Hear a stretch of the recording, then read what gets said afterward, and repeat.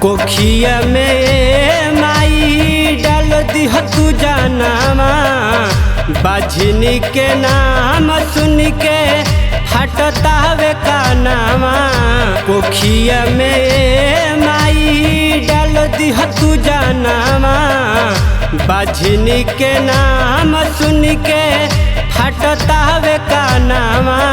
सास ससुर तनवा रोज मारता रे हो, एक कहीं ललनवा खाती सजनवा घर से निकालता रे हो।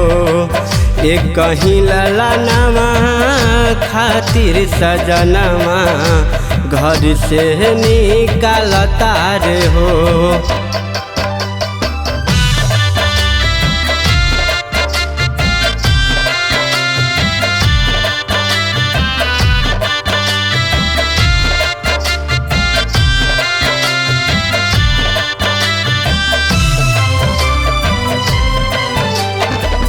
गहुआ जवार माई कहता बझनिया, तोहरे दुआरिया आईनी सुनिला पुकारिया।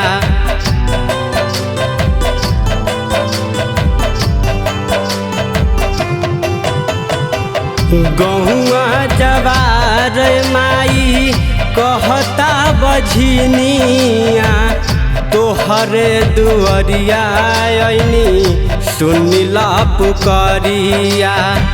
काहे खातिरे माई इतना रोवावेलू, काहे खातिरे माई इतना रोवावेलू।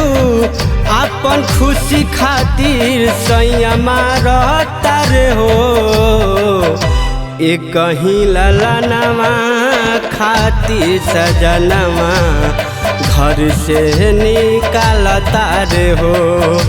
एक कहीं ललनवा खातिर सजनवा घर से निकालता रे हो।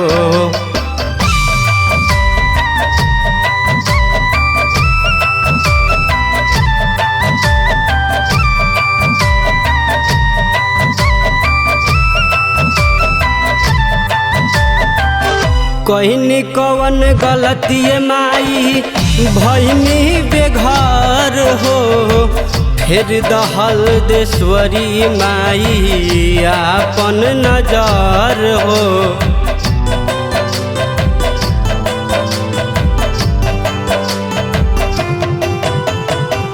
कहनी कवन गलती माई भैनी बेघर हो, फिर दहल देश्वरी माई आपन नजर हो।